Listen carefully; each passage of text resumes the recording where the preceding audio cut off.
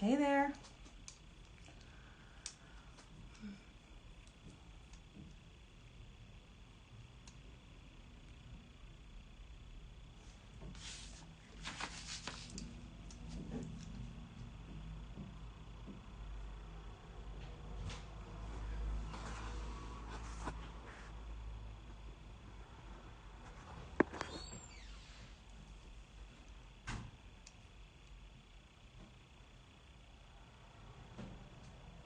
Decided to hop on a little early as always to make sure my connection is working properly.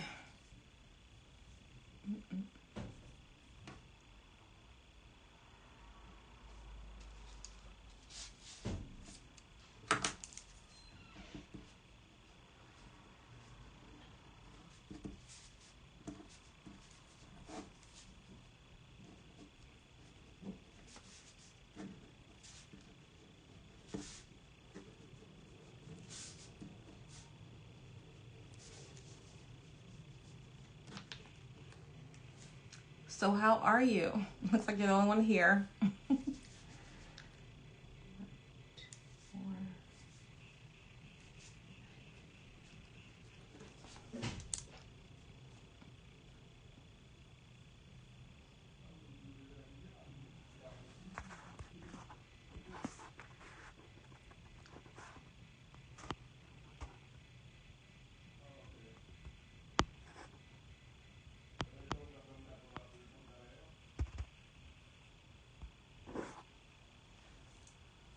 Good to hear.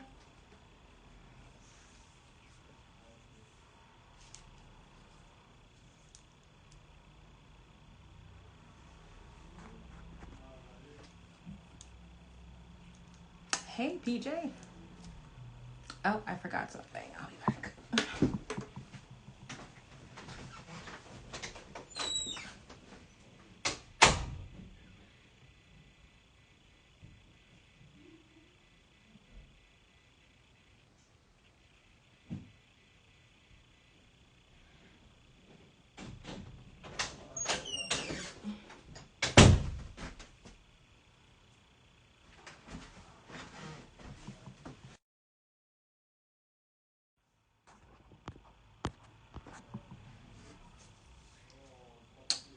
Welcome, everyone.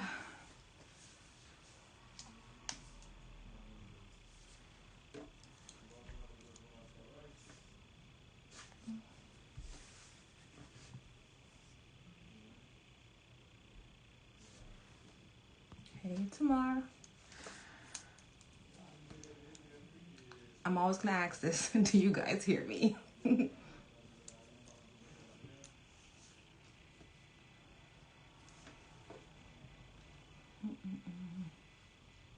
How is everyone doing? How was your day, week? I'm glad it's almost over. Awesome. Thank you.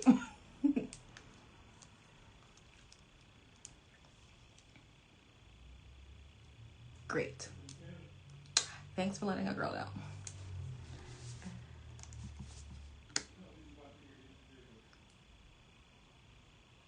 How was everyone's day?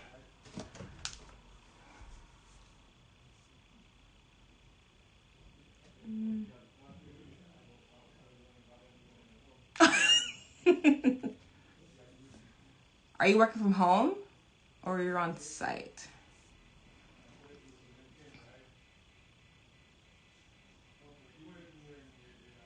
I know, right? Is it Friday yet? Got the laptop open on one side, phone up on the other. Multitasking. Yep. You gotta do what you gotta do. I appreciate the support.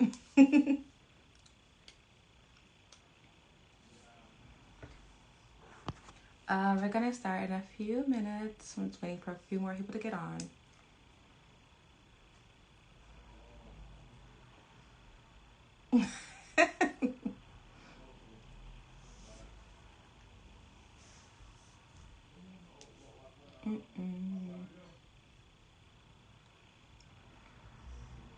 Yes, guys, please share the live with your friends and your loved ones. All right.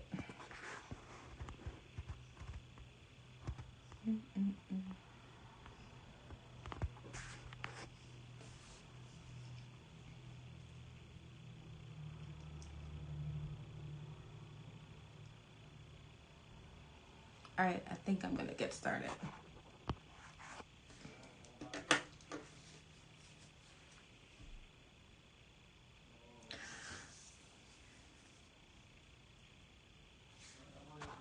Hey, kid. Hey, Judith. So, I'm going to get started. Good evening, everyone, and welcome to Next on Live with Wodline. Tonight, the conversation continues with Pierre LaMar Johnson. He is a father, speaker, advocate, faith leader, creative, and author of Crap Lingers When You Don't Wipe. If you missed our last chat from last month, be sure to watch it over the next few days. You won't have any regrets. As I bring him on to join me, I encourage you to invite some more friends and families to join in the conversation. Oh, you guys are coming in kind of quick. Hello again. So let me get him on. Okay, I think I did it right.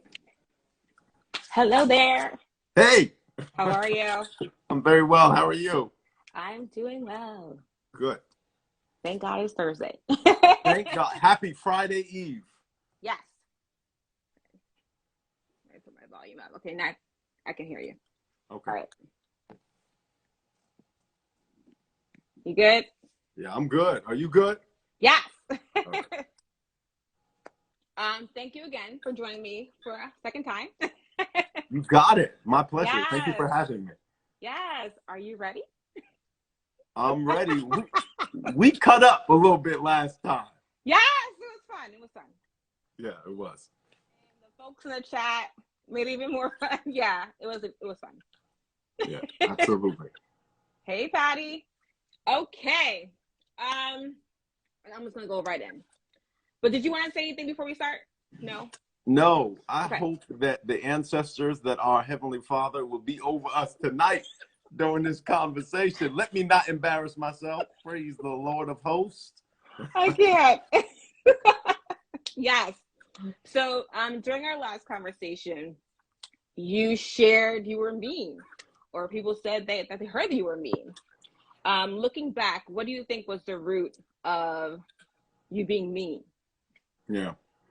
You know, and here's the thing, and let me first start by saying that if you did watch last time, one thing that people know about me, if I am anything, I am very consistent. So I apologize in advance if everyone hears some of the same themes repeated, because it's literally how I live my life. The same advice I give to my staff that I give to people in my life, it's advice because it's what I know to be true. So one of those things is that, you know, it's so important to identify the why behind the what, so that the what and the how will get better. And you're asking about the why, the root.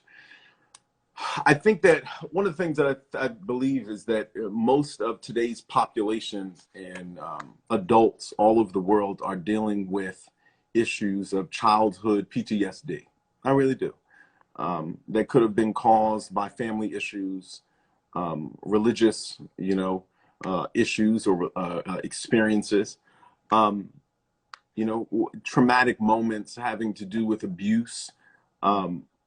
So for me, I think it was all of the above. It was a bunch of things, being a man, growing up and being taught that men do certain things, that toughen up, man up. Pray for me, because I see this on the back of my background. I don't want it there. So anyway, so dealing with all of those things, but then I think that for years I still function, like a functioning alcoholic. Sidebar to the deeper and the deepest and the holiness committee. This is sugar-free Red Bull in my drink tonight. So if you see me sipping, I got my coconut water, but this is Red Bull. Praise God. Because it sends you to hell. And I think that not dealing with my crap and not dealing with those traumatic issues, it was somewhat sending my soul to a hot place, a place that was not fun. So I really think that, you know, as my grandfather said to me years ago, he said, hot going in, hot going out. You know, he was talking about spicy food. It's hot going in, it's going to be hot coming out, you know? And here's the truth of the matter is that whatever is in you, it's always going to come out. You know, so sometimes when we allow, you know, the wrong situations or people to make deposits in our lives, at some point, those things that we experienced and interpreted as mean, it's going to come out. It was mean going in. It was mean when you internalized it. It was mean. Well, let me not talk for the group. It was mean when I internalized it. I internalized it as mean. I processed it as mean. I processed it as something that, wow, I didn't sow for this. I shouldn't have to reap it. But now I'm reaping unkindness. You know, as long as the earth remains, there'll always be seed time and harvest time. You know, you will always get back what you give out, of course. Mm-hmm. But I also believe in something called grace and the fact that I don't have to always receive what I give out, because that is a protection that comes with what I do believe. But there's times that in a negative sense, I had to receive something I ain't so for. And I'm like, wow, why did I have to reap this as a child? Why did I have to reap this growing up? Why did I have to reap this impediment? Why did I have to reap this personality disorder? Why did I have to reap, you know, this way of thinking? It's just how I'm wired, and really I can't do anything about it. So I think it was a bunch of things that, you know, it just was received and festered in my heart, in my life, and in my mind in the wrong way, in a negative way. I don't even want to say it was in a wrong way, because at the end of the day, it all worked out. And I love hard because of the lack of love that I received and showed previously in life. But I had to go back to the root, and that's where practicing the pause came in. That after years and years, and I would be very honest with you, I didn't even think I was mean back then. I did not think that I was mean. So, but here's the thing. This is why whispers matter, right? And when you hear something, not first from others, but when you consider something in your own heart, in your own mind, and you think, like, you know, one of my friends says, you know, follow. But PJ, what does your gut say? Because your gut is usually on point. What does your gut say? And when you hear a whisper, or when you feel something in your gut that says, you know, that wasn't so kind, it starts with, how did that make someone else feel? So I experienced that later on. And I think that my mindset was already in a place because of how others treated me, you know, that there was a heightened awareness of the experience that others have with me. And then I think because I was able to now, first and foremost, give attention to the whispers that I was hearing within my own mind, within my own heart, that's when my Father, and I don't know what y'all believe, but I believe that there's a God in heaven who sits high and looks low. And that is the number one individual that I go to. That's when my Father knew, you know what, I can trust you with now the whispers that you have availed yourself to hear from me. I can trust that if now others come and share these same sentiments with you, that you will not beat yourself up, that you will not isolate yourself and knock your head up against the wall. But now I know that you will practice the pause, identify the why behind the what, go back to the root. Somebody's grandmother would say, go back to the root. You got to go back to your roots and go back to the root of this thing, because now I trust you, and I'm going to allow people to tell you what their experience was with you. So for me, to answer that question, it was just literally, there were a whole bunch of things that I had to deal with, and I had to go to the why behind the what. And it wasn't, you know, it wasn't an easy journey, and to pinpoint one thing or one experience. It was a whole bunch of stuff all at the same time. And when I say all at the same time, is because really I think that life is short, and with the amount that we go through and experience in life during the course of our lives, it's really compared to an eternal life that is yet to be experienced, and I will live forever. That I've gone through a lot in a short amount of time, as so many have gone through. But that's where it came from.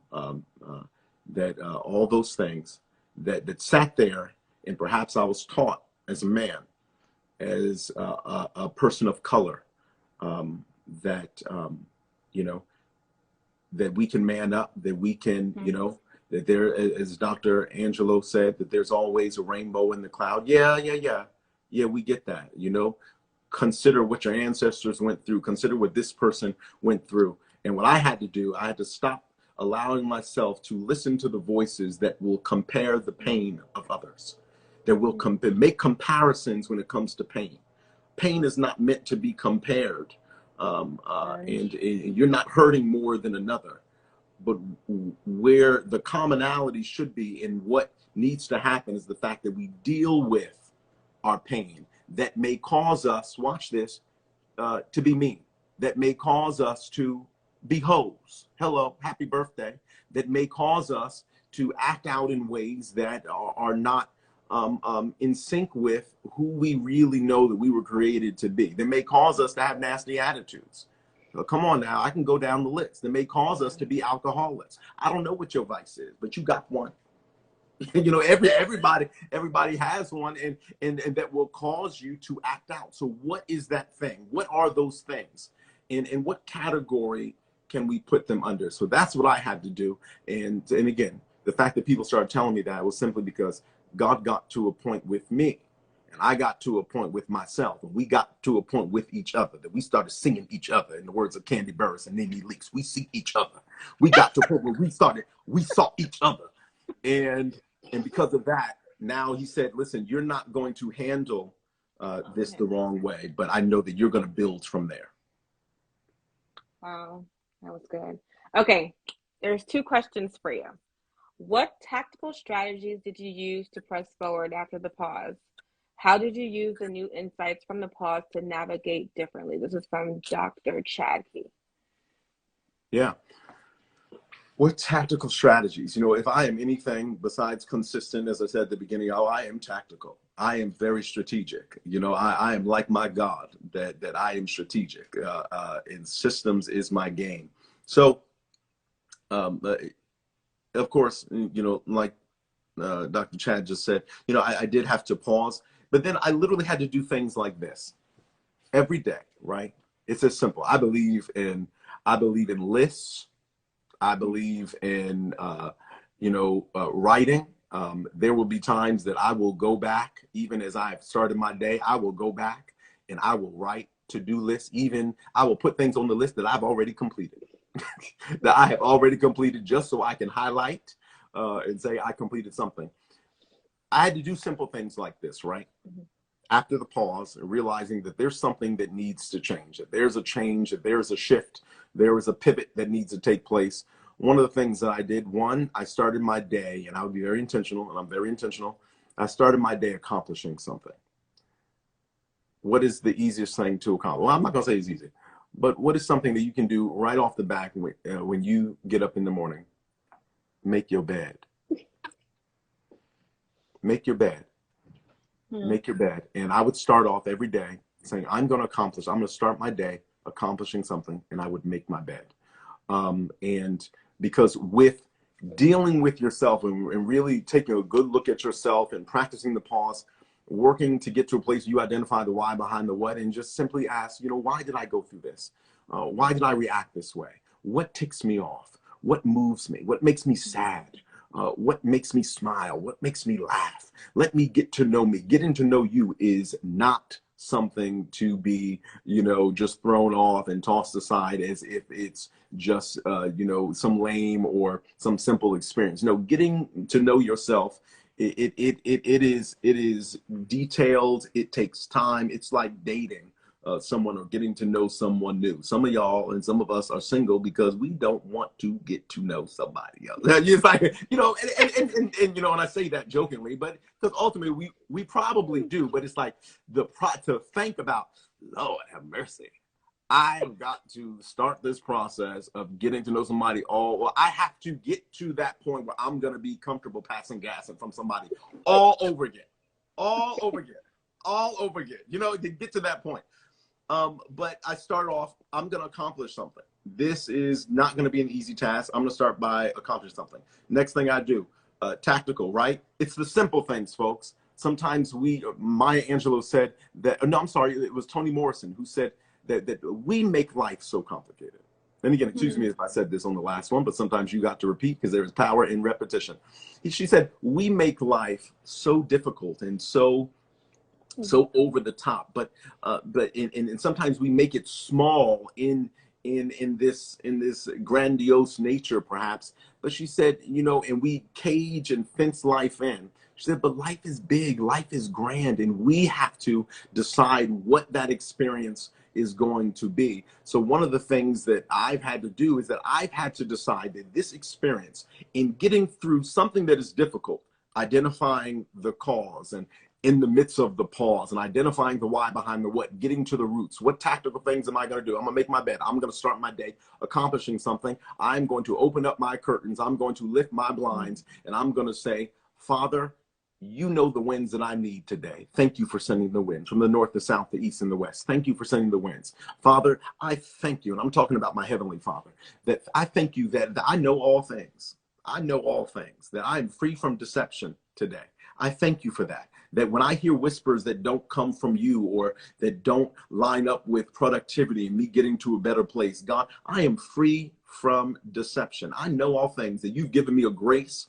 You are the Father of truth. You've given me a grace to know all things, everything that you know, all truth. And if it doesn't line up with the pattern that you have set for my life, you know what? I'm not going to go there, and I'm free for it. And I can call a spade a spade. I can call a thing a thing. So I first free my mind, tactical, right? I'm setting my course. I'm making that decision. I'm doing things that are going to set me up right. I am going to tactical. I am going to ignore everybody. I am going to ignore everybody. In the morning, I am going to ignore you. I go to bed and I put my phone, people know, my staff, somebody got mad at me this week and they said, I need a response. I am sleeping, so you will get no response until I wake up. And I don't know that you need a response because my phone is on airplane mode. If Pierre LaMar Johnson is going to sleep, I am putting my phone on airplane mode. People say, well, why in the world? What if somebody dies? They're going to be dead when I get up.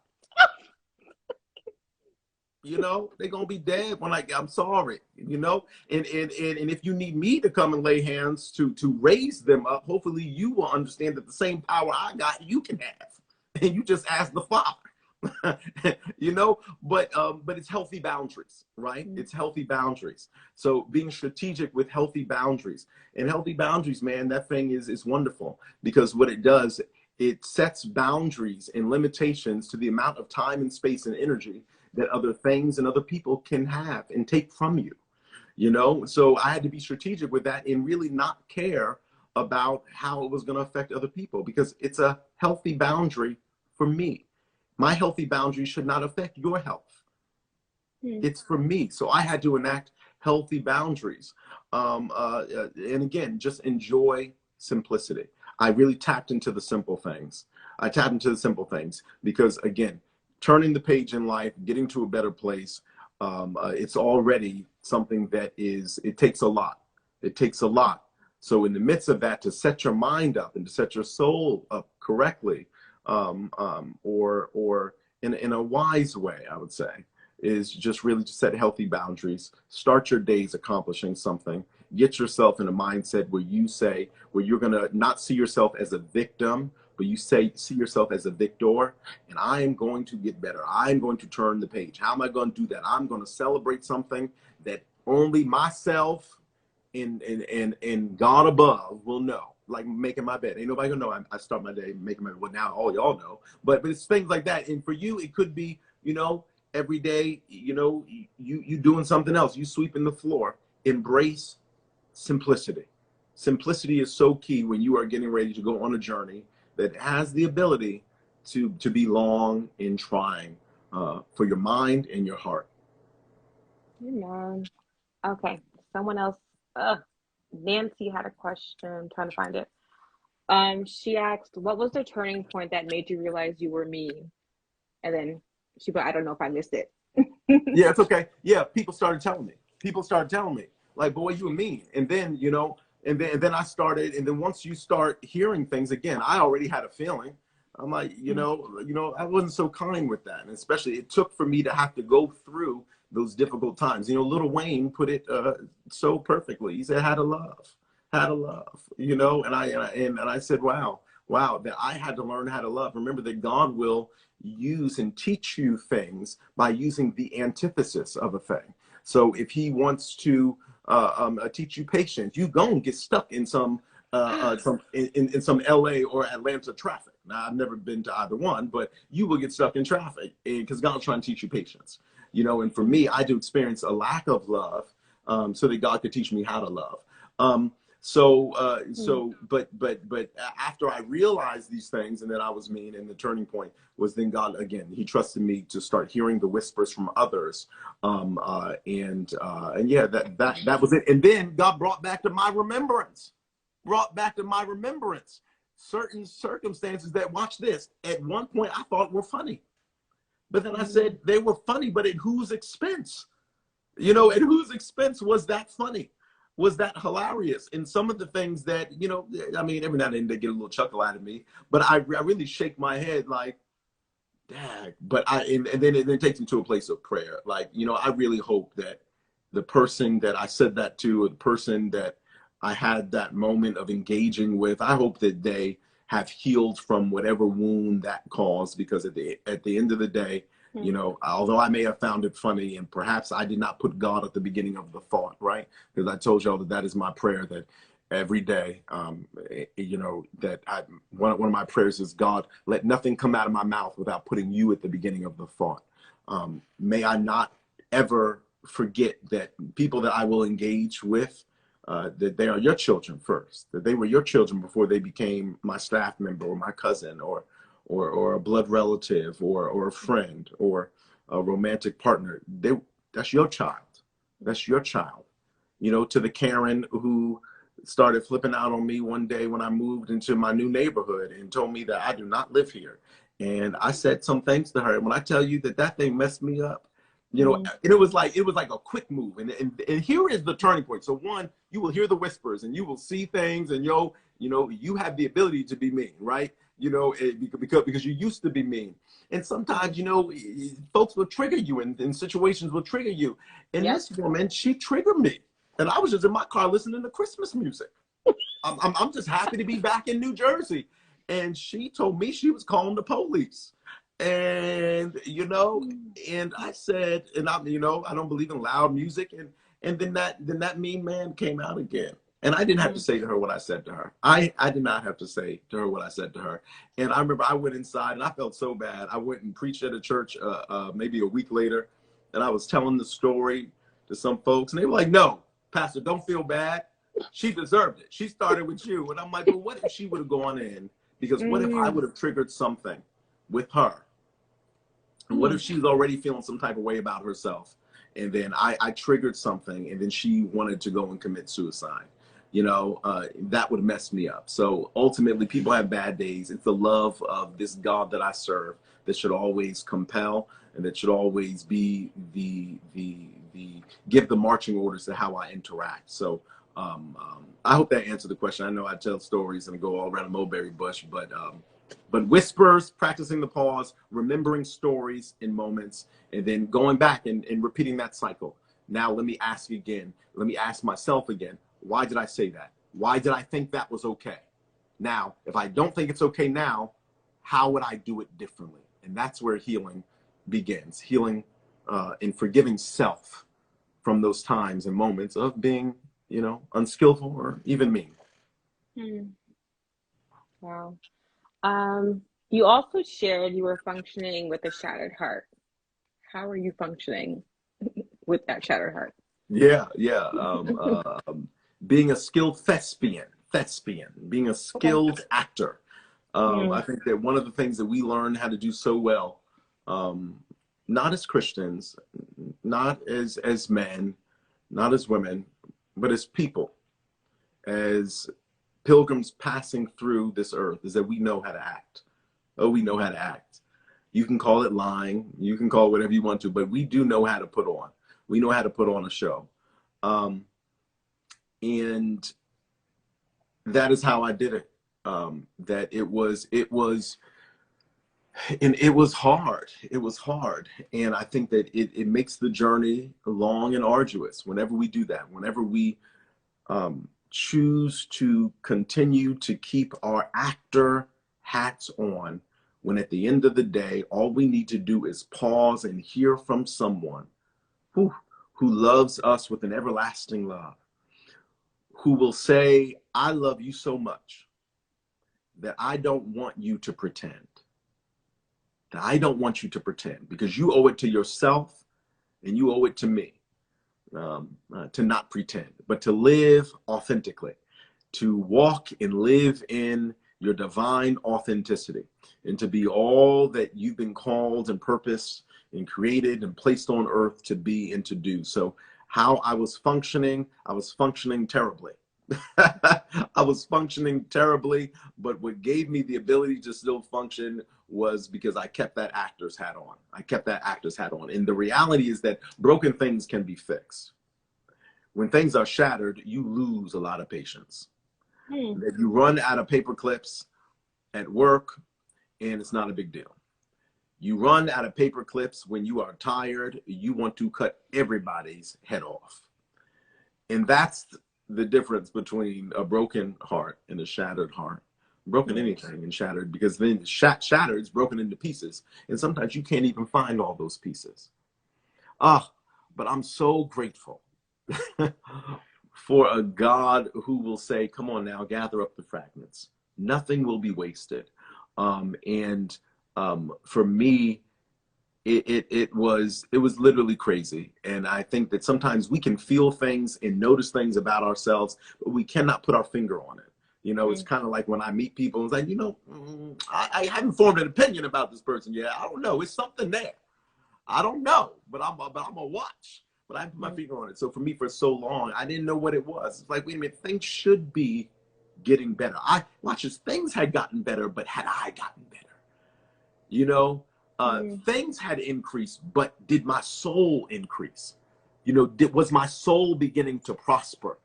And it wasn't until that moment where it was like, whoa, your heart is not broken, brother. Your heart needs a healing from being shattered. And then once I got the revelation, I quickly began to move into a place where I had to now deal with that difficult revelation. Yeah, it was tough. It was tough. Okay. I know a little over a year ago, you moved down south, right? Correct. Do you think moving out of state played a role in you just getting your healing? Yeah, absolutely. Absolutely. Why is that? Because I was around no one. I knew no one. I had no one. I did not want to mingle with the locals. I did not even go to church while I was down there. I did not want to meet anyone. I did not want, you know, so when people make fun and say things, no new friends, I did not want any new friends. I wanted no new friends. Was it a little lonely at times? Perhaps. You know, I can't give a definitive yes, but I needed to be by myself, and I think that that's what life does. Sometimes when we need to heal from broken hearts, from shattered hearts, that sometimes it's just that, listen, your creator is just trying to get you by yourself, because you have been living perhaps under the auspices and the control of what society says is acceptable, of perhaps the goals and the expectations that blood relatives have set for you. Perhaps you have been living and functioning based upon what society says is success. But what do you say success is? What does normal look like to you? What does abnormal look like to you? What are things that you are just not going to experience and you should not have to experience based upon your definition of normalcy? And I had to get by myself and really answer these tough questions with no one else's input. And I think that I do believe that iron sharpens iron, right? So one man sharpens another. I do believe that we should not neglect meeting together and communicating with one another, engaging with one another, so that we can encourage one another. Because again, we are all here to wrap this thing up. We wrapping this thing up. I mean, I'm waiting for some more stuff to happen that will literally reveal some truth that we have been hearing about all of our lives about what's going to happen in this next phase of the history of mankind. But I literally had to get by myself, and I didn't realize it, because then it was just, you know, who sang the song? Me, myself, and I, all I got in the end. Yeah. Okay. Well, I hope it's not a nasty song, but if it is, I mean, that's the only part I remember. But that's the way it was, me, myself, and I. So I was talking to myself, and then I started laughing with myself, and I would intentionally talk to myself and make myself laugh. So I had to do all of those things, but I had to get by myself to really look at myself. The difficult thing. Oh, that's Beyonce. You know what? Yeah, let me be quiet. But okay, all right. So I had to get by myself to identify myself, right? How is it that I identify in this new phase of life now that my heart is no longer, it's not even broken anymore, but it's shattered? How do I have to, how can I get to, or what do I have to do to keep this train going? And I had to identify myself. I identify with myself. I'm not going to identify based upon past experiences where others have said, done, who left, who stayed, who's somewhat in between. No. I need to do this for me, because me going forward, me walking in healing means that I've got to walk confidently. Whether it's going to be up to a mountain or whether my next assignment is going to lead me to a valley, I've got to walk confidently. And how do you walk confidently? When you know how bad you are. And I had that, my dad, boy, you a bad somebody. Boy, you a bad somebody. Look at what you've been through. Look at your growth. Look at how you process things that you thought were funny, and now you've changed. It's not funny anymore. That's growth. I don't find it funny. I look back, one of the things I love are Facebook memories. You can see things that you posted 10 years ago. And when I tell you that I privatized so many things, I'm like, whoa, I'm embarrassed. That's growth. That's identifying yourself and really getting to a place where you can say, you know what, I've changed, I've grown. The way that I think has changed. But I got by myself, and that was what did it. Me moving down to South Carolina, and I had to be faithful. Oh, Lord have mercy. That thing, it almost makes my eye twitch. Everything went down. I mean, you talk about flooding and random storms coming off the beach. And it was like, God, did I miss you? I thought you told me to come here. And I didn't get it at first. I really did not get it at first. But it was, you know, time will heal if you allow it. I don't believe that time heals all wounds. But I think that if you give it time and allow the healing to come into the midst of your time and how you are dealing with your time, that you can experience better, and you can experience wounds being healed. And that's what I had to do. So yes, what did it was the fact that I got down there and I was all by myself all the time with no one. There were painful things, painful calls that I received about people that mean the world to me. And I started getting those when I first got down there. When my spiritual mom called me with a difficult, it was a difficult call. And I already knew in my heart and my spirit, something was up. And I tossed and turned all night. But it was God, because God said, now I'm going to teach you to be by yourself. Even in the midst of difficult moments, because I need you to get to this place again where you only rely on me, where you know that if everyone walks away, you know that you're going to be all right. And then once I got to that place, after really receiving so much that was needed during that time alone, then I was over it. The house is still there. It's empty. I think about my palm trees every day that I just nursed the health. And I'm like, oh, I'm thinking about my palm trees. I want to get back down and look at my palm trees. But there was a healing that took place, and I needed it. And I'm so grateful for it. Wow. Thanks for sharing that. That was good. Absolutely. Nancy said, I delete some old memories and keep some to remind me where I came from. Wait a minute, hold on. She said, I delete some old what? Memories and keep some to remind me where I came from. That's it. That's it. That is it. You put some things in different pots. You have different pots. I call it your now pot, your later pot, and your never pot.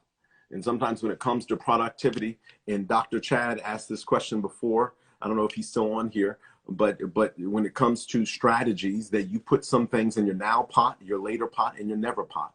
If in moving forward and getting to a better place, when I think about where I'm trying to get in life, what I'm trying to do, when I think about the healing that needs to take place, let me not go full force, full throttle into this thing that can be overwhelming. I'm gonna put some things in my now pot. What do I need to do right now? What do I need to work on right now? Put some things in my later pot. Later pot is like layaway. Some people don't know what that is. I tried to explain that to some people on my staff, and these little 18-year-olds were like, you're confusing me. But layaway, come on now. I know y'all used to do the layaway over at Caldor. But layaway is it's good for me, but it's not good for me right now. So what I had to do, I had to put some things in my now pot. I need to do this right now. Put some things in my later pot. It's good for me, but it's not good for me right now. Now pot, later pot, and then your never pot. Your never pot could be some of those memories, Nancy. I will never experience this again. I've identified the why behind the what. I will never go back to this place. I'm going to put this in my never pot.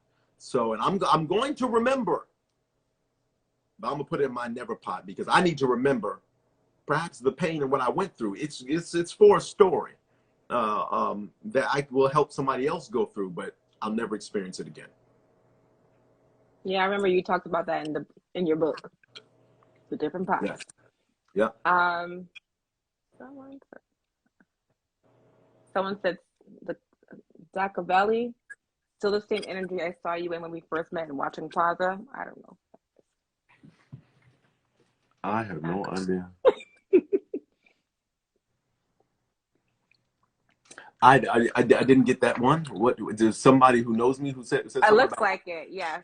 I guess you still have the same energy they saw you in when we first met in Watching Plaza. I don't know. Oh, well, praise God. You know, look, as I said last time, it is me, but it's not me. I am the same, but I'm not the same. I've changed, but then other parts of me have not changed. And whatever energy anybody experienced, it has intensified. But now it's really based upon love and the idea and the that people matter. Wow, Alok. Wow, that's crazy. Yeah. Wow. Wow. What's up, man? Okay. Wow. Yeah. That's awesome. Yeah, that's good stuff. Oh. Wow. Why do you think it's important for us to let go of the life we pictured for ourselves? Oh, yeah. I think because sometimes it's those expectations. I think that we have to identify, when was it that you painted that picture? It's almost like, watch this, it's almost like religious books, whether it be the Torah, whether it be the Quran, whether it be the Bible. As you started this session out, you know, go to the root, right? Go to the root. What does this really mean? We're not going to pick out a portion or a passage or a sentence and then we run with that. But let's put it in its original or its purpose context, right?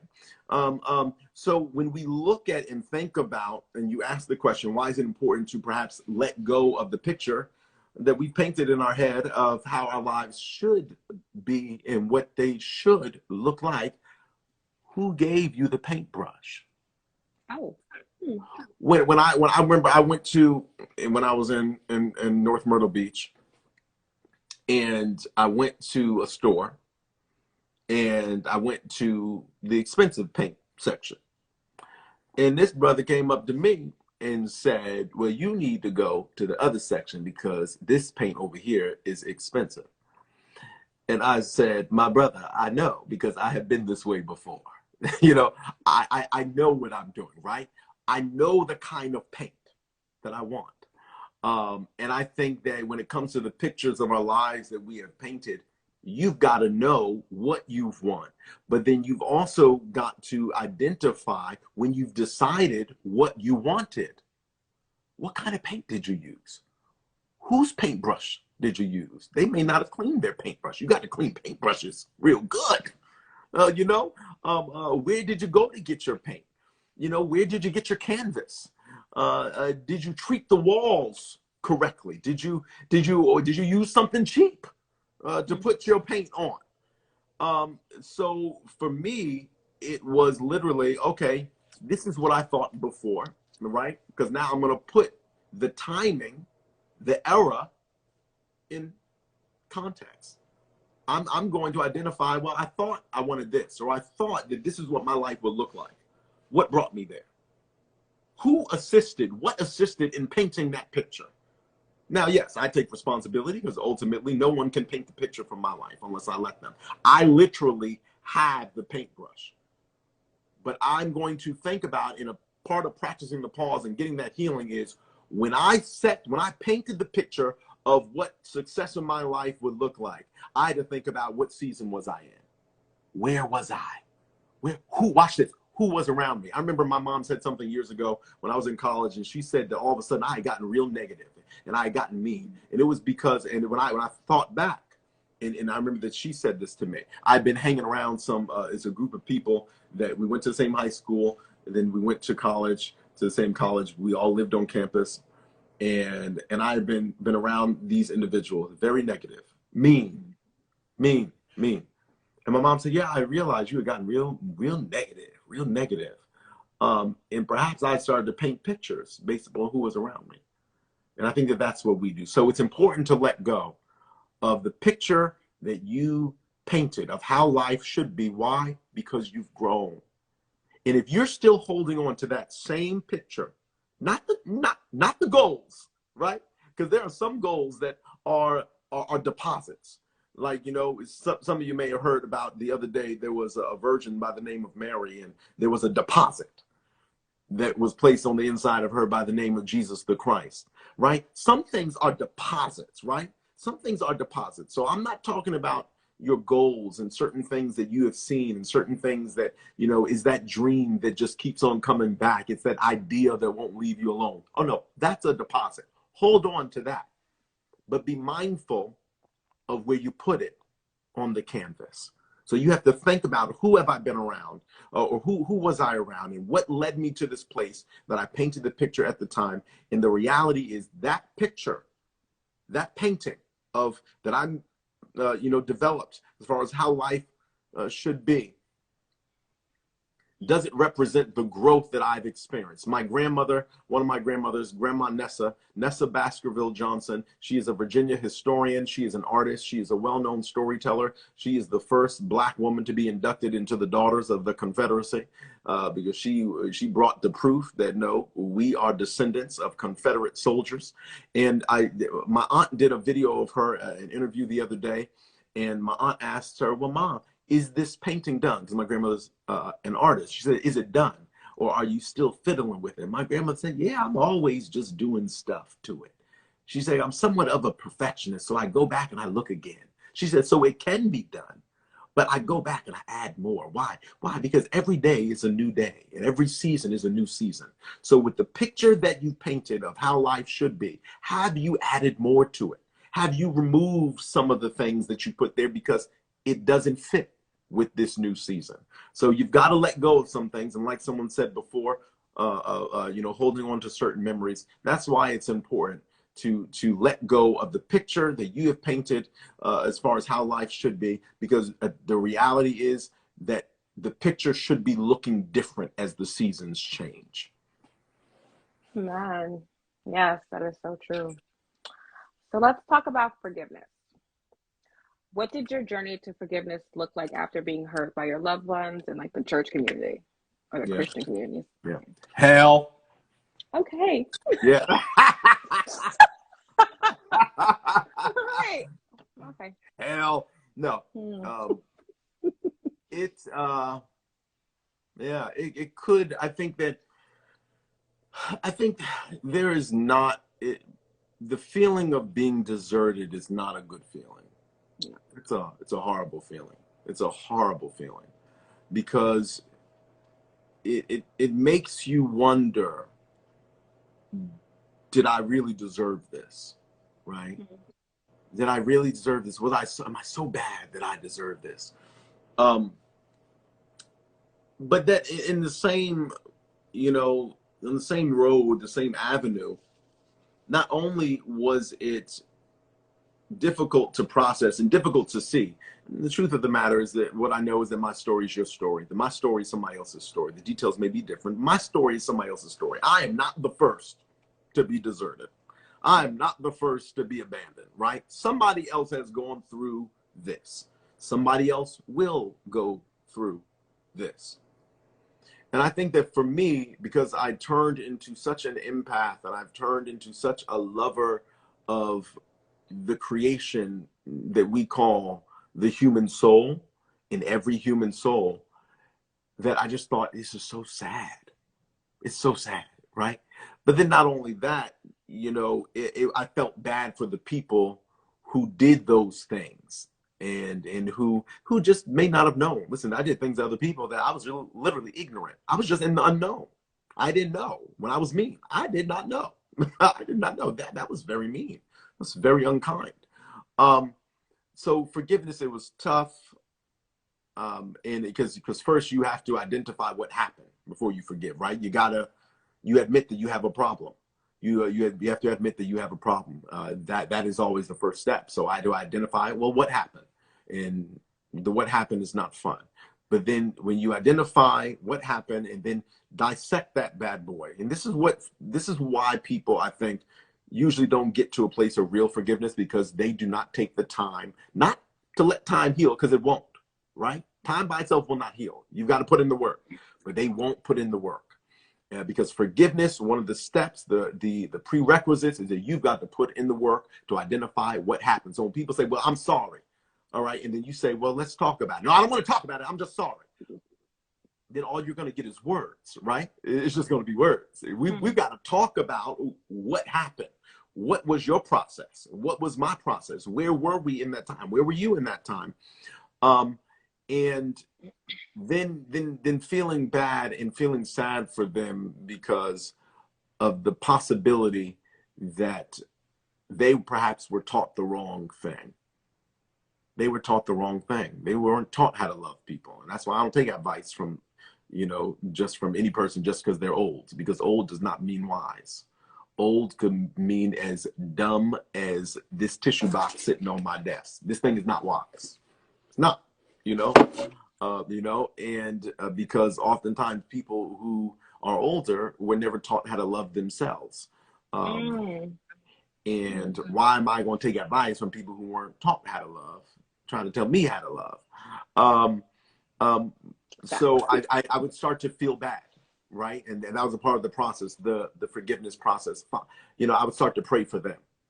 I would start to pray for the ones who, didn't treat me so well, or the ones who abandoned me. And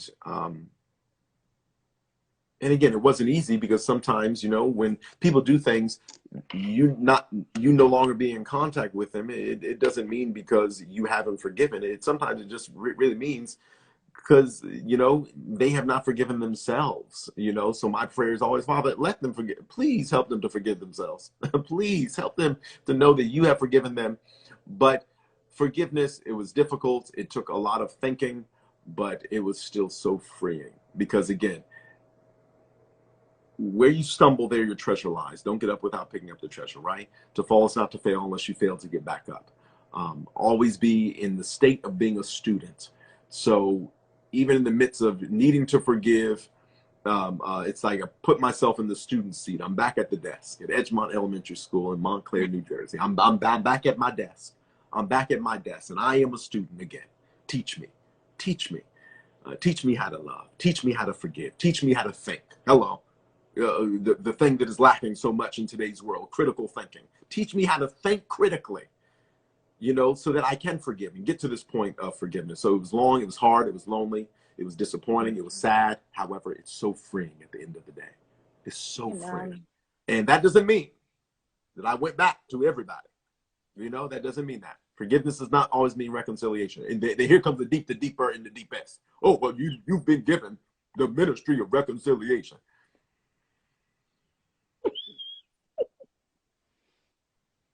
You know, so it's like, listen, your heart matters to God. Let your heart matter to you. And some people are not going to get it. And what we have got to do, even on this road to forgiveness, is we've got to understand that everyone has not put in the work like you have. And therefore, what happens is that if you decide that everything is going to be peachy and go back to normal with people that you have forgiven, that you are quite naive, because and you should care enough about your heart to question the legitimacy, to question the authenticity, to question the purpose of every connection that you have with anybody in this life.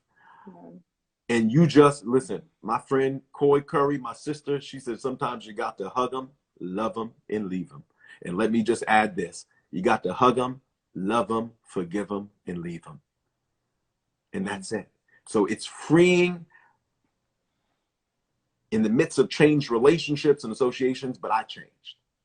And that's why forgiveness of the church, of people in the body of Christ, forgiveness of others, that's why it's so freeing. And I don't talk to nobody, but I'm still free. I can't. I'm joking. Yeah. So what are some things people should consider before reconciling with someone who has wounded them? You know, it's like this, right? I tell people, when I took this position running this facility that I'm at, I told the person who gave me the offer, I asked, what's important to you? You know, I don't know what the answer was, but I was clear on my resolve. And I only asked so that I could say what I wanted to say. And I said, this is what's important to me: communication and respect. That's it. Being a good communicator is not being a good talker. Anybody could be gifted to talk. But a part of that is, are you gifted to listen? That is also communication and respect. That we don't have to see eye to eye. We don't have to agree upon everything. But do we agree that my opinion matters as does yours, even though they may differ? So when it comes to reconciling with, with others, that perhaps there was a need for forgiveness, or perhaps that there has been forgiveness, hopefully you'll know that you're coming back to the table, or that you have changed, right? That's what wise people do. We change. Wise people change because we've paused. Wise people pause because they know that they needed to do the work. Wise people know that in order to do the work, you got to identify yourself and identify your why behind the what, so that the what and the how can become better. So a part of coming to the table, I may have changed, but tell me how you've changed. What's new? It could be as simple as that, because you can come to the table with some simple words and some simple questions. I'm cracking up because now some of these names are starting to look a little familiar to me in this chat. So hey y'all, hey everybody. So now I'm going to ask you. I've got some prerequisites, right? Mm-hmm. There's a possibility for reconciliation here. Prerequisites are, what's changed? Tell me what's new in your life. How have you grown? And it's not, people, one of my former deans from this college, he said to me, he cussed me out years ago and said, PJ, you know what? You are like a lawyer without a degree. He said, because the questions that you ask and you just go, go, go. My staff accused me of the same thing. They were like, you like are a prosecutor. Boom, boom, boom, boom, boom. And sometimes it has to be like that. It just bees like that. That I've got some questions. Why? Because I owe it to my heart. I owe it to my heart to test the validity, the legitimacy of any potential relationship or connection. I owe it to my heart. So I'm gonna ask you some questions. I don't even need to talk. But this step to reconciling, if there has been hurt before, I'm gonna get to know you and you're gonna get to know me. But I'm gonna come to the table with some questions. So I think that we've got to ask the questions, and they don't have to be deep questions, but simple questions. Find out, has someone's thinking changed?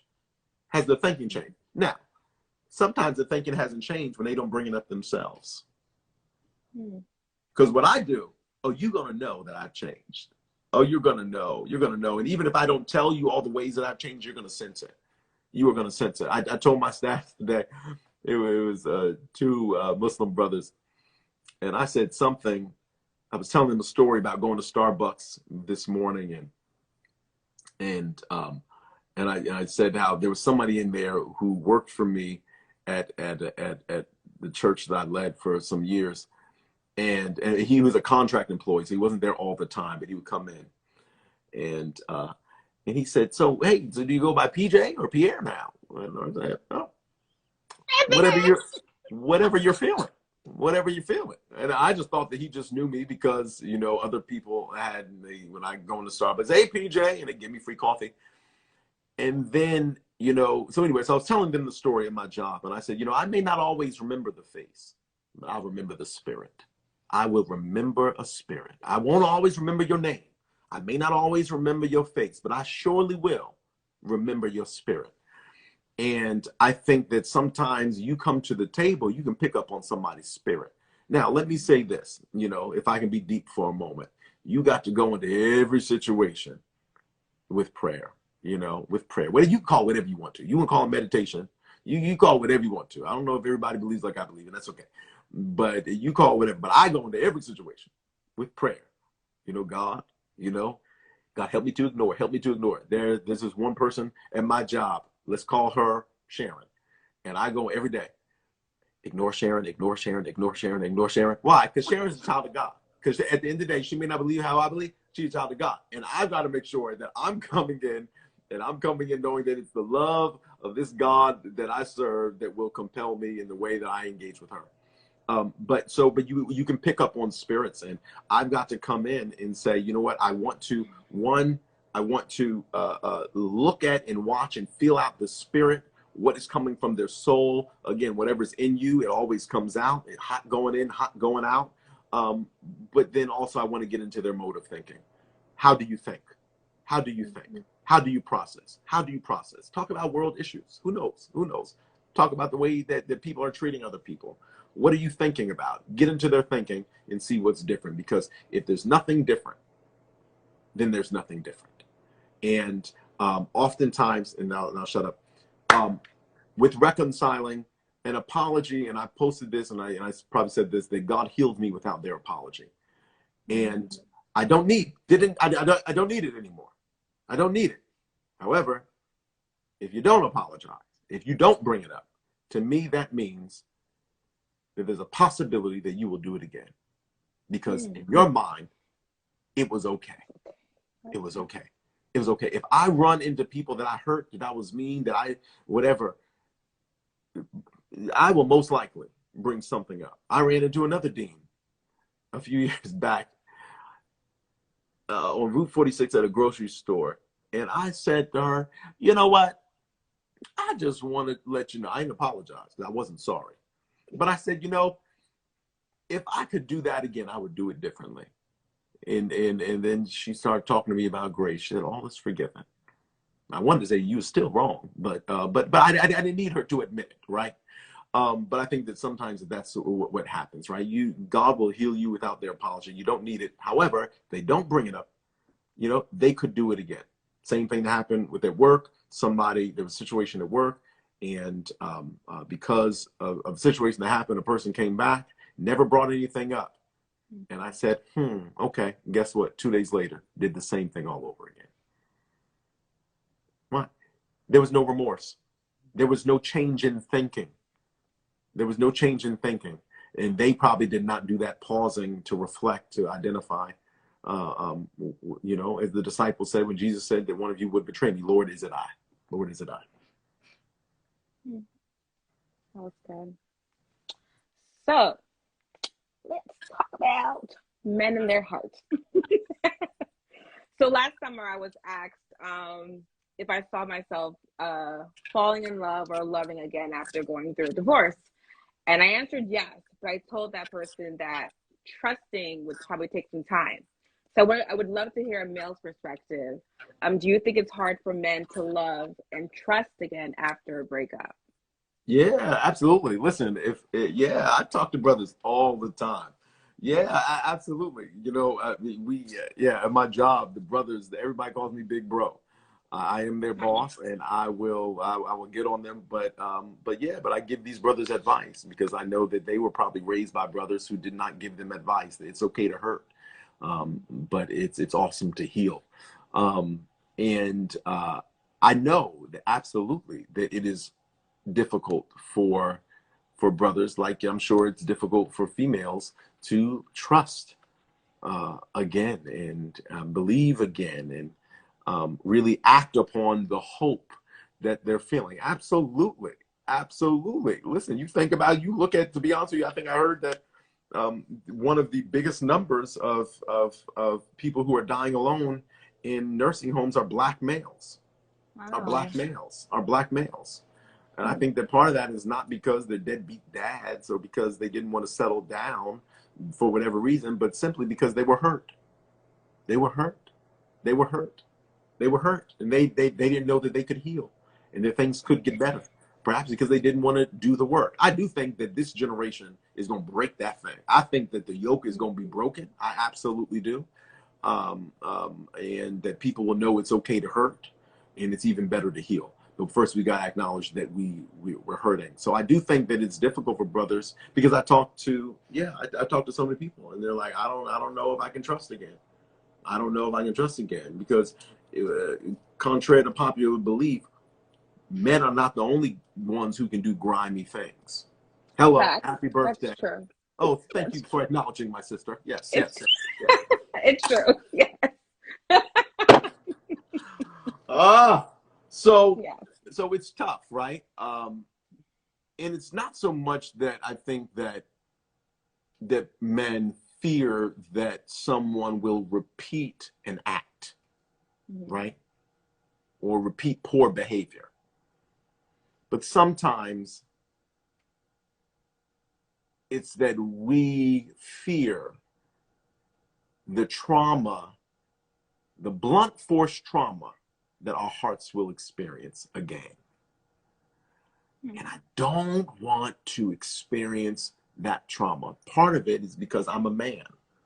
So I don't know how I'm going to deal with that trauma in the future. I might go to church and be boo-hooing. I might be sitting at the park and just start boo-hooing. And I'm not supposed to do that. I'm supposed to be strong. I'm supposed to man up. And I don't know, the older I get more sensitive. I don't know how I'm going to deal as I get older and things change. So I don't know if there's really, I'm to be honest with you, I don't really know if there's a difference between processing hurt and being feared to let in again. I think that both sexes go through the same thing. I think that sometimes women are just more prone to communicate openly, how much men suck. No, I'm just kidding. Or how one who perhaps sucked or was on a different journey hurt them. But I think the times are changing, and I think that I see more and more men opening up and being real and honest about that process. But yes, absolutely, it is tough for us too. Absolutely, it's very tough for us too. And my hope is that we'll get better at acknowledging that, yes, I'm going through a tough time, it is tough. Again, you didn't ask, but I'll share. But yeah, it was tough for me. It's tough for me. I'm like, nah, I will get a dog. You know, I will get a dog. You know, because ain't nobody, you're not going to get on my nerves again. You're not going to hurt me again. You're not going to do it. You're not going to do it. You're not going to do it. Why do you get on your nerves, though? Yeah, get on all of it, because that's how it starts. Okay. They're going to break your heart. They're going to start getting on your nerves. Got it. Okay. I'm just kidding. All right. So let's talk about dating. You talked about being intentional when it comes to dating during our last conversation. And I had asked LaShawn this on one of my lives a few weeks back. When did you know you were ready to start dating? You know, go back in these dating streets. Yeah. Here you go. You're going to get me in trouble all over again. That's what I'm here for. Yes. Envelope pusher, you. Let me put on my glasses now in case I need to look at these comments. Get up in these comments. What y'all saying? Everybody, the church got quiet now. Ain't nobody saying They nothing. did. Okay. They did. All right. So when I healed, okay. I don't know if I said it last time, but I literally, and I say this all the time, I went, look at Nancy in the look. Nancy. I said that I really want to go back to everyone. My divorce was 2015. This was 2015, right? So I'm 36 now. This was 2015. And I really wish I could go back and apologize to everyone that I have ever potentially dated or tried to date, or they tried to date me. I wasn't ready. I wasn't ready. I don't know if I'm even in contact with any of them, because they probably all hate me now. It's been long enough. Come on now. You have gone around this mountain. I receive it. Long enough. It's time to go northward. It's time to level up. But literally, me knowing that it's been long enough is just that I got content. One, I was content with self. I became content with self. Like I could live this life. I'm good. My pattern is dope. My life is dope. I get to come home to a clean house, put my pillows wherever I want, and they be in the same place when I get back home. Glory to God. Oh shit. Boy, if I decide to leave a bowl in my sink, you know, during the day instead of washing it, it's okay. It won't get on nobody's nerves. It won't get on no one's nerves. And I'm content, right? But again, I had to do that work. And I think that part of knowing that it was okay to start dating again was the realization that I wasn't ready before. That was eye-opening. That was eye-opening. I was not ready. And then now that I do realize that I wasn't ready, let me keep on getting to myself. Oh yeah, absolutely. Let me get there, Nancy. Let me get there. I'm going to get there. I had to get to that place where I had to then start to heal, and now get to that place of being content, right? Get to that place of being content. And again, just like Nancy said, because sometimes when you go on the journey, even into a place of obscurity, it's not meant to stress you, but to bless you ultimately, right? But the danger is that sometimes when people journey to a place of obscurity and get to a place where they just need to be left alone with God, need to be left alone with themselves so they can get to know themselves again, what happens is that some people get stuck there. And that's the danger, because then all of a sudden, people who are doing great things, people who were engaging with others in a very productive manner to help increase, the abilities and the love in society, all of a sudden they disappear. I know folks thought that Pierre LaMar Johnson disappeared. I know. But Miss Sophia home now, and things finna change. Things finna change around here. Things finna change. But here's the thing. I didn't get stuck there. I grabbed the treasures. I grabbed the lessons, right? So for me, it was that I had to recognize I wasn't ready before when I dated. I should not have, right? God, please issue apologies some way, somehow. Let this video on Next on Live go in everybody's DM, come across everybody's screen that I ever dated or tried to date, or they tried to date me, and let them know I'm sorry. I so very, very sorry, because I wasn't ready, right? But then now, because I got to know myself, where I'm going, what I desire, what's important to me, and how people should be treated.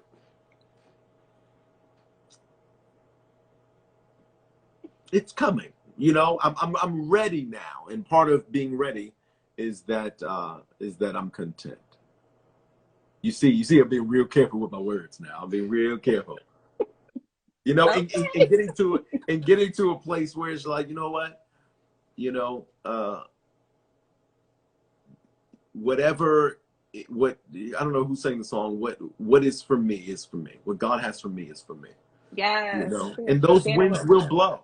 And those winds will blow, and they will blow because I did not get stuck in that place of obscurity, just being so content with myself. Part of the reason why I came back up here to the Northeast, my doctor said, "All right, black man, you've been by yourself long enough." He said, "You spending too much time by yourself.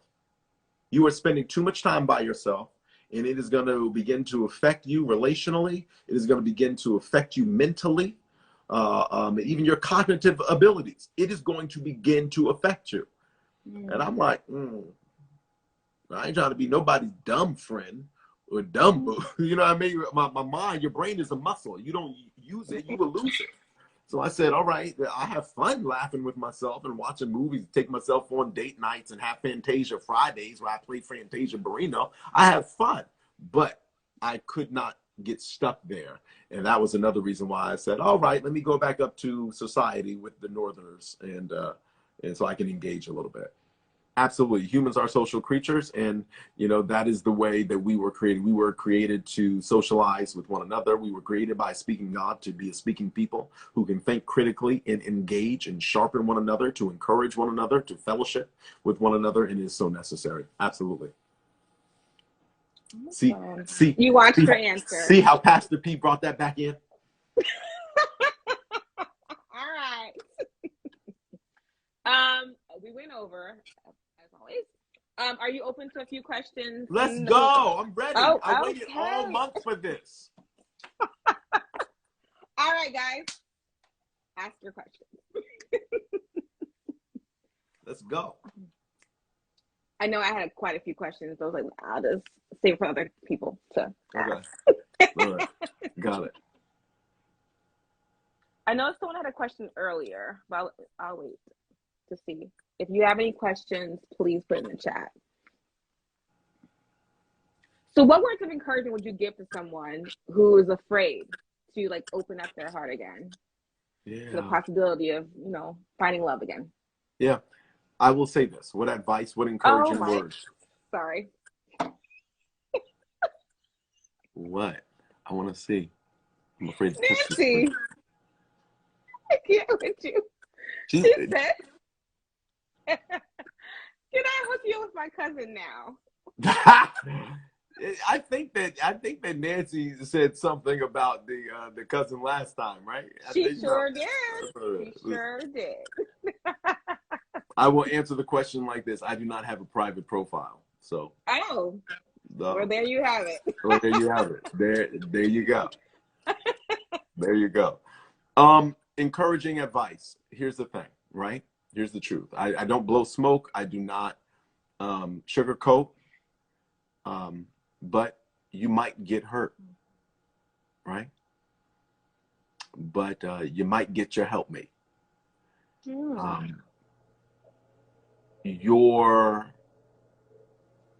Your thinking may sometimes, and your emotions and your feelings may get lost in an experience sometimes. But you also may find love that would cause you to seemingly lose your mind and go crazy, be head over heels in love. Combat the urge and the thoughts that may say, well, what if it goes wrong? And replace those thoughts with encouraging words and say, well, what if it goes right? What if it works out? Replace what if it doesn't work out to what if it does?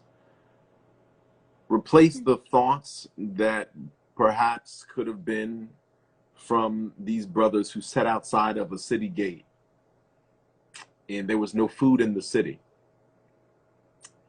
And they knew that if they were to go back in the city, there was nothing there so that they could survive. But they also had the decision to go after what was rich, what was available, but it was in the hands of the enemy.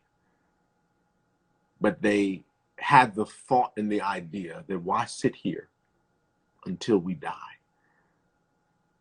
Here are my encouraging words to those that perhaps are thinking, you know, maybe I can do this love thing again. Why sit here until you die? Why wait around? Somebody out here is going to love, is going to love you, is going to love the heck out of you. Somebody out here is going to love you real good. Somebody out here is going to make you feel like the beautiful, amazing person that you are. Somebody out here is going to show you a beautiful part of your soul and your heart that you didn't even know existed. Somebody out here is going to show you that your toes are cute, that your skin is bright, that your ears are the perfect size, and that your nose hairs make their ears tingle. Somebody out here is going to be the lid to your pot. Somebody out here is going to be the garlic in your salad. Somebody out here is going to be for you. Why sit here until you die? Why sit around wasting time? I said it before. I'll say it again. I say it to my staff every day. One thing that we are all running out of is time. So at the end of my book, I wrote a note, a letter, and I reminded a young lady today who's going through divorce. And she said she has a son. And I happened to see her today because I stayed a little later. I stayed later because I knew I had this interview on Next On Live, and I didn't want to come home and go to sleep. So I stayed later at work. And I happened to see her. You're very welcome. I happened to see her, and I said, how's your baby boy? How's your son doing? Because I also have a son who had a difficult time when his parents divorced because he's a daddy's boy. And he don't like to see daddy hurt. Came up by talking about daddy, all this other stuff. And I told her about this letter. And one of the things at the end of the letter, I say every day, take a moment to look at the sunrise. Take a moment, even if you don't do it every day. Wake up sometime. Wake up early, people, on a Saturday morning. Go back to sleep afterwards. Watch the sunrise and know that it rises up with you and for you. Accept the warmth, accept the comfort, accept the love, and keep living. So to you who are contemplating, thinking about loving again, opening up yourself to the possibility of loving again, look at the sunrise. You have the ability to rise with it. And we're all running out of time. We're running out of time. And take advantage of it because somebody out there is for you. And there's a wonderful partner out there for you. So in the words of that woman, on the train in Queens when Prince Hakeem was on there. I leave you with these words, with this question. Go on, honey, take a chance.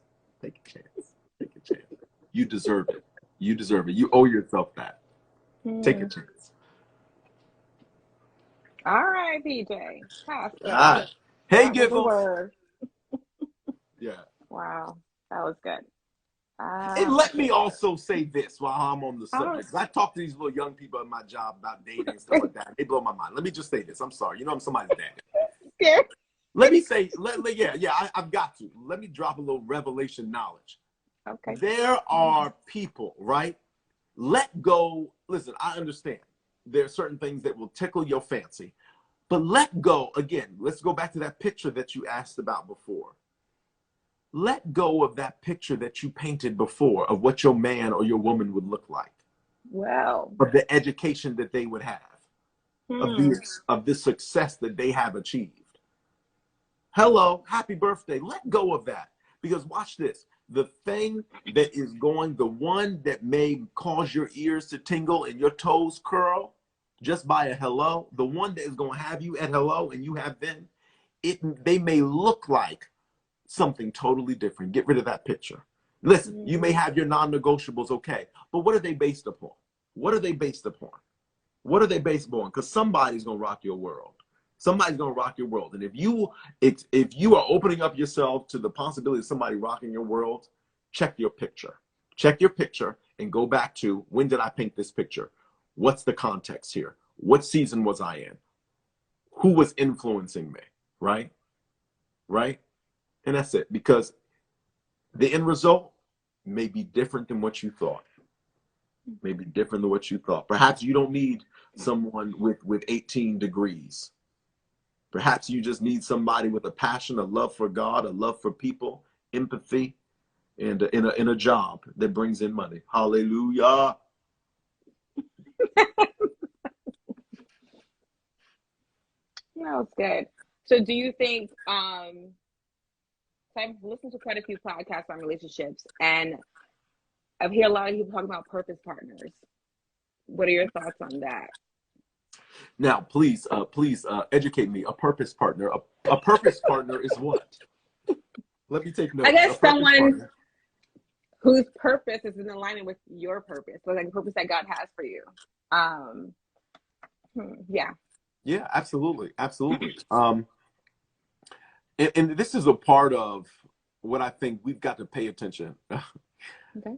You know, I'm gonna say this, and I'm, you know, there's one person that makes me cry at you know, and that's my spiritual mom, who's my mom, and everybody knows that. Angel Carlos, and she said to me a while ago, and we were talking about somebody, some well-known person, and she said, you know, Pierre, you know why he likes you? Because you pay attention. You pay attention. And I think that we've got to pay attention, right?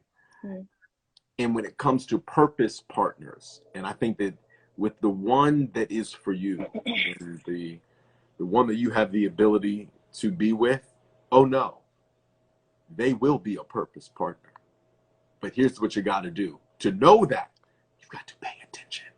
You've got to listen to the whispers, because some way, somehow, they are going to whisper about your purpose. You're getting to know each other, but there are going to be whispers about your purpose. You don't know every detail of your experience, but they're going to whisper about your purpose. There will be encouragement.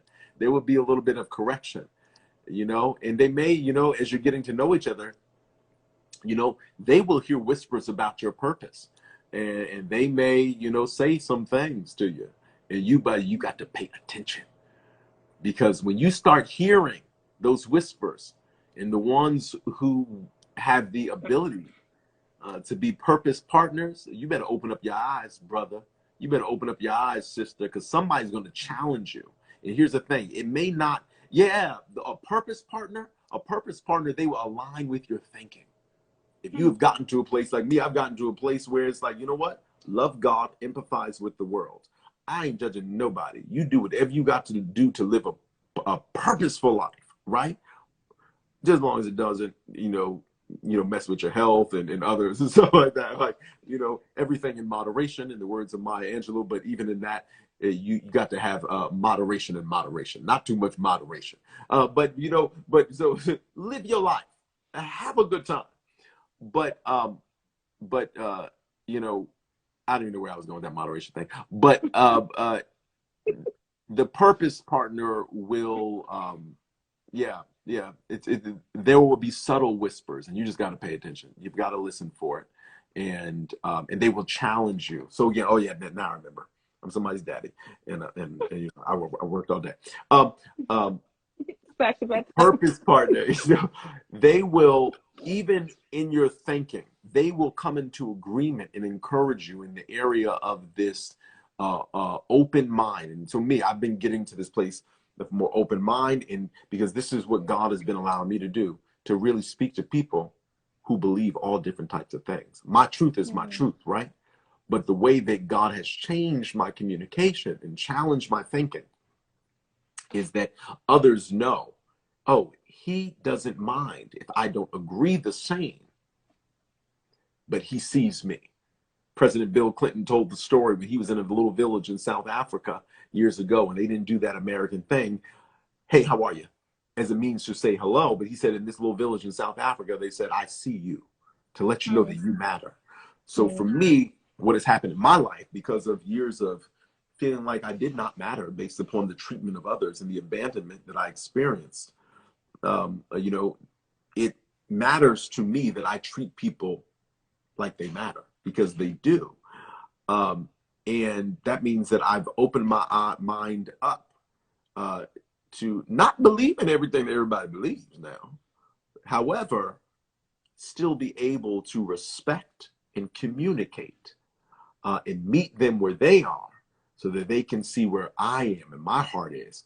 And there's a commonality there. There's a common denominator somewhere. And a purpose. So for me, I know that that's a part of my purpose right now with everything that I have going on, all the things that I'm doing and going to do, is that a purpose partner will whisper about that. Unbeknownst to them, what's happening here and what's happening here, unbeknownst to them. But a purpose partner, boy, a purpose partner make you want to go on a date. Oh yeah, Fantasia said, I'm gonna flirt with somebody when they walk by. I'm gonna flirt with somebody. Yeah, yeah, that's what she said. She a prophet. She said, I'm gonna flirt with somebody. And you know, a purpose partner, you hear a whisper from a purpose partner, you better start flirting. You better start flirting. Go ahead, Saints. It ain't too deep. Oh my gosh, that was good. Does anyone have any more questions before we let them go? Not one person asked me for my phone number. I am offended. Oh! Offended. Wait. Offended. Wait. No, So you're please. okay with a lady asking for your phone number? Wait a minute. Wait a minute. I know some strong women. Listen. Okay. Listen, let me tell you something. Okay. New York women are strong. So y'all, yes. And anybody from New York is strong. Anymore in New York. Yes. So anyway, no, yeah, I think we got to do this. And let me just see now you got me. I think that for all those who want to date, for all those who are interested, and you have done the work, you have done your self-work, you literally have to let go of, again, that picture. And part of the part of, be careful what you wish for, a part of opening up yourself after you've done that soul work, that I've identified the why behind the what, so that the what and the how can get better. A part of practicing the pause means that also I've got to let go of this idea of what gender roles are. I'm not about that nonsense. You know, because let me tell you something. Some of the folks who will live a life in a dating life and whose, I'm going to use it again, their dating life will be long and arduous, are those who still have painted this picture and have held on to their great grandmother's picture of what a man is supposed to do, of what a man is supposed to be, and what a woman is supposed to do, and a woman is supposed to be. My friend Al, who is relocated, him and his family, his wife and his son, down to Georgia, and Al Brooks, he said that America does not celebrate and acknowledge and support teachers because they do not support a woman's work, right? But this is a part of this idea of gender roles, and this. Teaching is a woman's work. Being in the house, cooking and cleaning is a woman's work. The man goes out and provides. You want to see me run? Come to me with some gender roles, because that's a closed-minded person. I did not go through all that I've gone through, practice the pause, done my self-work, have healed when others had written me off, and at times I've written myself off, just to come back into a place that is the opposite of what Toni Morrison said, that life is big, life is grand, and we've made life small. To go back into a situation where I'm going to come back and be around people, whether romantic or platonic, who will make life small. I've experienced the just how big life can be and is. And I think that that's something that if you want to get back out there, get some friends, don't box them in, or yourself. So anyway, so ask for my number. The dog can ask for my number. I may not give it to the dog, but the dog, the cat, the rat can ask for my number. Wow. All right, ladies.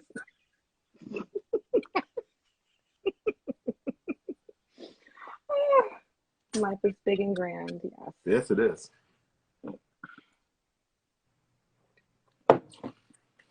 All right. I'm trying to find a question. Someone asked a question earlier. Oh my gosh, where is it? 973-744-1234. Wait, what? That's the police. The fact that you know that, you are from Montclair, New Jersey. The fact that you know the number to the Montclair police station by heart. I give it to everyone. Are you serious? And I'm not even in North Jersey, but praise God. Yeah. It's so messed up. Oh my gosh. Oh, okay, I found it. This is going back to Dr. Chad. How do you manage your triggers and past traumas in your interactions with others? How does it play out in your life, in relationship, pastoring, and parenthood? Yeah, I use my words. There is a picture here in front of my desk, right? That my boss said to me. He said, "I want that. I want that to go in the nursery for my baby because the baby's coming. I want that." And I said, "This grown man told me that as a grown man, the picture that I have above my desk, he wants to put in his child's nursery." And I told him, I said, you know, the reason why I have that, and all it is a picture of the alphabet, A, B, C, D, E, F, G, H, I, J, K, L, M, N, P. It's the whole alphabet. And I have that there because something that I say to myself, use your words. Use your words. So how do you get through? How do you manage triggers from past hurts? I'm repeating the question in the sense you just nod at me if I'm on the right track to answer the question. Triggers from past hurts, relationships. How do I manage those triggers and still function and move forward? Right? Something like that. I think so, yeah. I use my words. I use my words. You got to talk about it. Again, I don't know if I said this last week. This is what I taught. Some of y'all know I used to be a reverend. And I told my church when I was going through, right? When I was going through a difficult season, it's my last couple of years there. And I taught them something. I told them something, and you probably read this in the book. 5 things. 5 things. How do you deal with those triggers? You talk about it first. First and foremost, use your words. Talk about it. Yeah, listen, you're one tough conversation away from your next level of growth. If you believe in a higher power, yes, you have that tough conversation with your higher power. Mine is God, Yahweh. I call him Abba, Father. I have that tough conversation with God. I have tough conversations with myself. Tough conversations with others if I need to. But I talk about it. Use your words. So you tell my son, use your words. This is what I tell my staff. Use your words. You don't have to make faces. Yes, I know. Now that's not mean. A little condescending. God's still working on me, but it's not mean. I don't think it is. Check me. But I say use your words, right? So you talk about it, right? You pray about it. Watch this. You forgive. You cover with love. Love covers a multitude of faults. It doesn't mean that the faults are going to cease, but it means that love covers. You cover with love. We're not trying to expose faults. And I'm talking about yours and others. So in dealing with those triggers, you cover yourself. Hello, happy birthday. You encourage yourself. I'm going to cover myself with love. Get into the mirror and smile. Your teeth may be a little stained from some turmeric and some black coffee, but go in there and talk about how pretty your own teeth are. Look in the mirror. Look, talk about it. Pray about it. Forgive. Cover with love. And watch this. Move on. Move on. 5 things. I talk about it. Pray about it. Forgive. Cover with love. And then I move on. How do I deal with the triggers from past hurts and traumas? I talk about it, pray about it, forgive, cover with love, and then I move on. That doesn't mean that you're never going to come back, but it means that when I do talk about this again, when those triggers, when something triggers me and brings me back to a painful memory, it's not going to continually affect me the way it did before. It is no longer a trauma. It is a treasure. That's good to me. It's no longer a trauma. It is a treasure. Divorce, it was traumatic. Being cast out from the family, it was traumatic. My God, losing dreams and things that I worked so hard for, it was traumatic. But I talked about it. I prayed about it. I forgave others and myself. I covered myself and others with love. I decided to move on. That moving on, that doesn't mean that I'm not going to have the triggers. It just means that sometimes I got to repeat the cycle of those 5. Come back again. And what I'll see is that as triggers arise, that trauma doesn't affect me like it did before in a negative way, because now I see it as a treasure. Amen. Wow, that was good. Yeah. That was good. And if you didn't get the fresh book, off it's the dome. like coffee. Oh. Yeah. All right.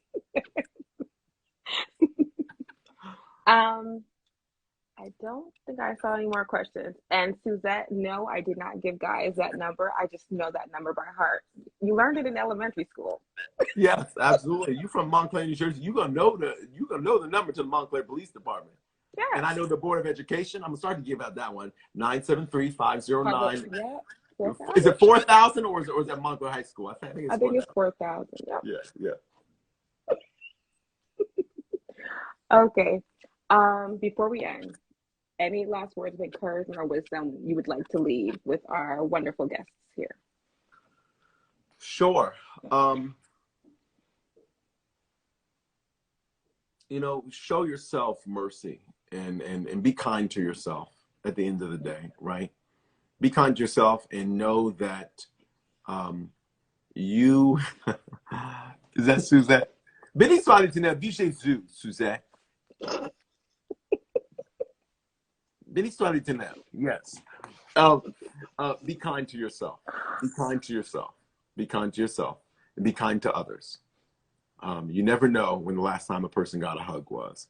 And so this is all part, I'm a dad, so I always got a dad story. There was an employee who tried to hug me. I don't know if it was today or yesterday. And I'm like, I mean, thank God. Now it was right in front it was in the office, so there are cameras there. And this individual said, what, no hug? Why would you think that I'm going to hug you? Right? Why would you think I'm going to hug you? But, I walked out and I thought to myself, I don't know when the last time this young lady got a hug. That don't mean I'm going to hug her. I'm going to send somebody to hug her. But I gave her encouraging words a little later. And because, let me be Pastor P as I close. There's a scripture. It says, Jeremiah, don't be afraid of their faces, for I have already delivered you from them. Sometimes we've got to look beyond people's faces and what they present, right? Because we're all thespians. We all acting. We all have put on an act. Some way, somehow, somewhere. We all going through something no one knows about. There's an act. But we've got to be able and be willing to look beyond the faces and look beyond what's visible when the curtains are open on the stage. Touch base with their spirit, right? My hope for you is that as you do that with others, that you'll first do that with yourself. That you will be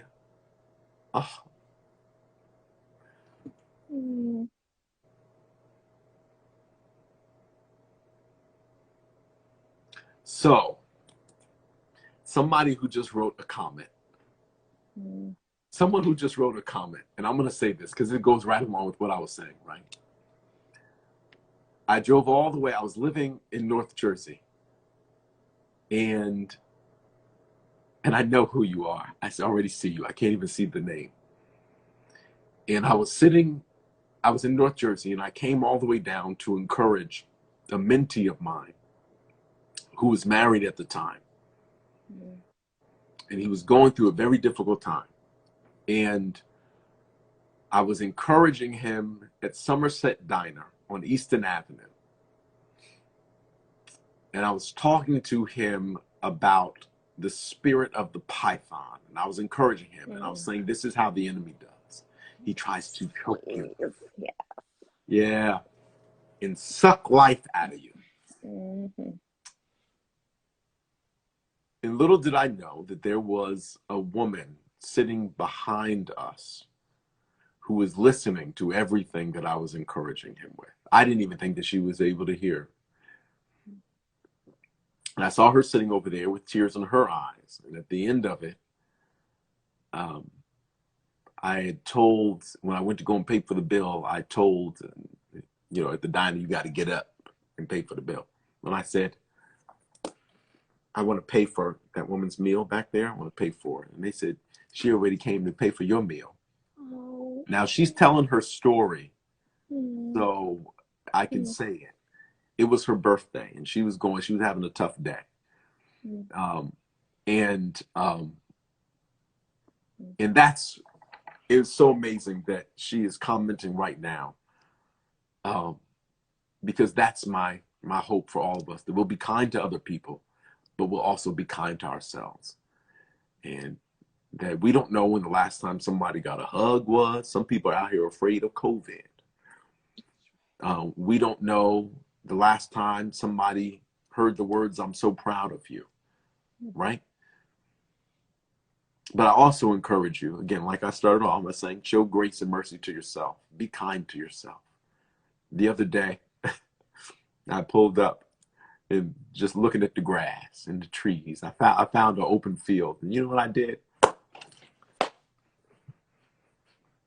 I just started hugging myself. I really did. I just started hugging myself. Now, anybody knows anything about me, I don't like people to touch me. I don't. I really. Now, my love language, number one, quality time. Number two, physical touch. That's how I receive love. People, my friends say, that is not your love language. You don't like people to touch you. You don't like people to get close to you. But that is how I'm a touchy-feely person, right? We gonna touch. And I will get close. But how I show love, number one, is acts of service. But, the other day, I just had to encourage myself. And I sat in front of this field, and I just started hugging myself. It was like, it's been a while. I hug myself. My son is in Hawaii right now. He gives daddy the best of it. He'll hug me and won't let go. Like, he'll choke me. Like, that's what he does. He chokes me. And he won't let go because he loves his daddy. But be kind to others. Be kind to yourself, because perhaps one day you'll be led to go and sit at a diner, to have a conversation, to talk about it, to pray about it, to forgive, to cover with love, and perhaps move on from difficult things. And as you do that, to be kind to yourself, perhaps you don't know the others that will be sitting behind you, not having a great day, and who will need to hear your encouraging words. So be kind to yourself, absolutely. And as you're kind to yourself, also know that the ramifications of you showing yourself grace and mercy, trust and believe, is going to benefit somebody else who may be listening. I leave you with the words that are over in Hebrews. Be kind, because some of you have entertained angels unaware. And let me just say that some of you are other people's angels walking upon the earth. And as my son said to me years ago after a horrible car accident, he said, Daddy, some of the angels have already arrived. So I encourage you with those words. Love well, love yourself, love others, love God, empathize with the world, and the best is yet to come. That's all I got. Thank you. That was awesome. Thank you again. for joining me for this chat. And we went over. Wow, it's late. All right. Thank you for having me again. It's Thank my you. pleasure. If you guys haven't purchased this book, it's available on Amazon and Barnes and Noble. What's the title again? Crack lingers when you don't wipe. Oh. Hope you guys have a wonderful evening and see you next time. Thank you again. Good night. Thank you. Good night. Bye. Bye, everyone.